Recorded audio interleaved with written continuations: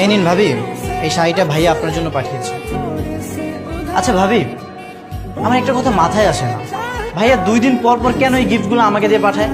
আমার কি আর কোনো কাজ কাম নেই নাকি? আমি আর আসতে পারবো না, আজকেই শেষ। আর ভাইয়াকে বলে দিবেন নিজের গিফটগুলো যেন নিজেই দিয়েছে। এই নেন। আচ্ছা আসো, ভিতরে আসো। না না, আমার ভিতরে যাওয়ার এত সময় নেই, আমি চলে যাবো, আমার অনেক কাজ আছে। কে আসছো আপু? আরে ওই নয়নের ছোট ভাই আসছে। হাই। হাই। আচ্ছা শাওন, তাহলে তুমি যাও, সাবধানে যেও। হ্যাঁ, চলে যাবো ভাবি? তাহলে তুমি নিজেই তো দেরি করতে চাচ্ছ না। না মানে বলছিলাম কি ভাবি, চলেই যখন আসছি, বাসার সামনে থেকে চলে যাওয়াটা কেমন দেখায় না? আমি বরং ভিতরে আসি। আচ্ছা আসো, তাহলে তুমি তাহলে বসো।